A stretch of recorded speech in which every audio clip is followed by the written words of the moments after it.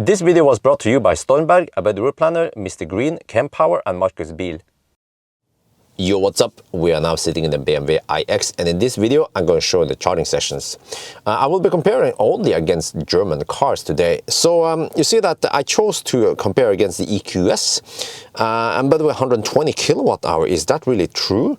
Well, by the way, yes, you know, earlier I said that the data from EV database is incorrect, but it turns out that, well, okay, my apologies, it's actually not incorrect. They have highly accurate information in EV database.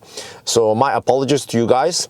Many times actually when I look up on data there, I also check against the manufacturer's spec, and it turns out it is correct. But of course, EV database might not be 100% correct, but it might be 99.9% correct, but that's pretty good enough. So I've been using stuff there, information there. So that's the 120 kilowatt hour you see there, at least. And also I compare against the i4, because the i4 also has a very nice and flat charging curve, and also charges at over 200 kilowatt. And then the iX3, the relevance there is that many people who consider iX3, they might also consider iX. Maybe they already own an iX3 nowadays, and they're like, okay, maybe they want a bigger car and they just want to stay with the same brand. So that's why we have these four cars.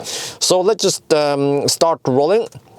And you see right off the bat, you see that the i4 actually hovers at over 200 kilowatt, and it can actually do that because the voltage on the i4 is higher than the iX. Look at that speed, so it's 205 kilowatt, whereas the iX is only hovering around 190 kilowatt, because the cap here is in the number of amp. You see that the CCS2 standard is capped at around 500 amp. That's why. But already now at 20%, the i4 started throttling, so it couldn't have that at 200 plus kilowatt, not for too long. And now it's actually the battery that limits the power, or they just don't want to fry the battery. That's why. So that's why it started to go a little bit slower. But the iX now goes a little bit faster and faster now, because the voltage, as the voltage goes up, then the kilowatt also goes up. As for the EQS is actually charging faster than the iX right now, because EQS has high voltage but not as high as the i4. But this is actually very impressive that the iX can maintain that 200 kilowatt for so long. But again, after all, it's a big battery. What's going on with the i4? i4 is also very fast. This is still very impressive that even at 45% it can take, okay, now it started throttling, yeah. This can take very fast speed on the i4. But look at now, okay, so the iX started throttling. So iX never hit 200 kilowatt. Right before that, around 41%, it started throttling. And the EQS also started throttling. But look at that, EQS is charging faster than the iX right now. And maybe because the battery is 9 kilowatt hour bigger, but this is very nice to see that even the EQS can take that nice and flat charging curve. This is what a true German can do, right? I'm not going to comment too much about the iX3. I just show you guys the numbers there, but the iX3 is also getting very impressive speeds despite being the smallest battery. Okay, back to the iX on the top there, top left.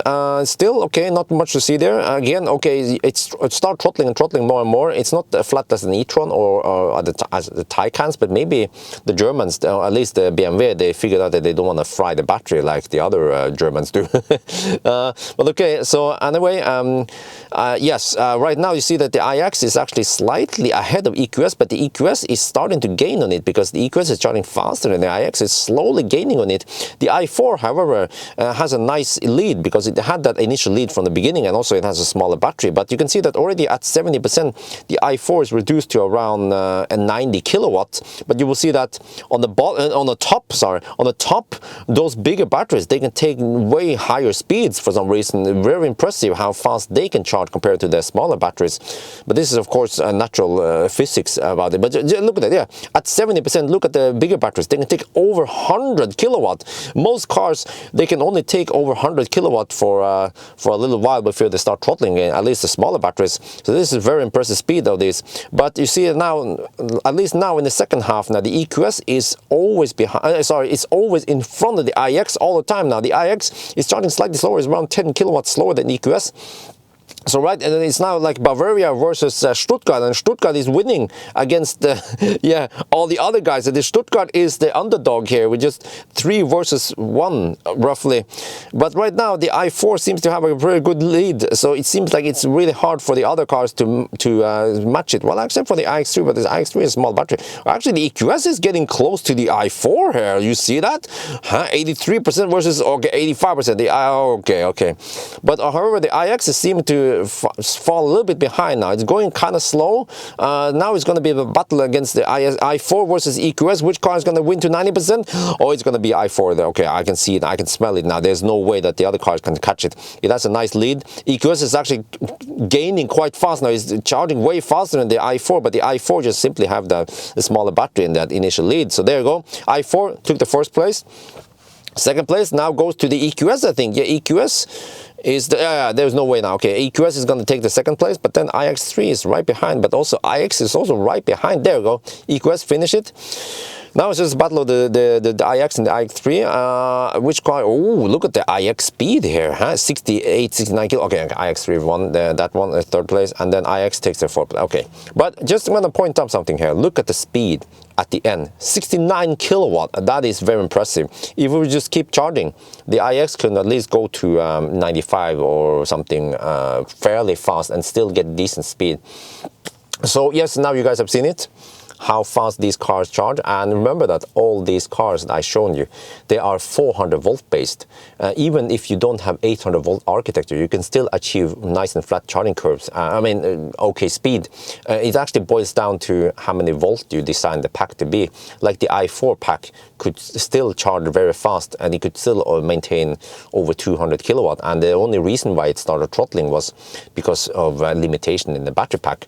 So you see, you can see that even these German cars, they can charge fast at 500 amp, but they chose to throttle like at 20% something on the i4 and then at 40% something on the iX.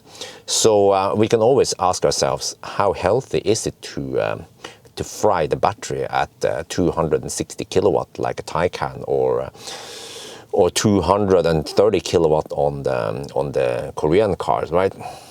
Well.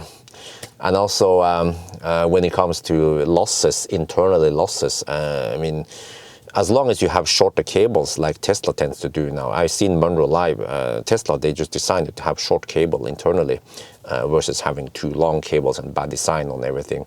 Then you still cut the losses there, even if you have a 400 volt based system. But okay, anyway, this was a charging session. It was not the 400 versus 800 volt base, but I just want to point out that we now suddenly start seeing more and more 400 volt based cars that can take a little bit over 200 kilowatt. So yes, I'm liking what I see. Anyway, I think that's going to be it for now. I hope you guys enjoyed this video. As always, thank you for watching, and talk to you later.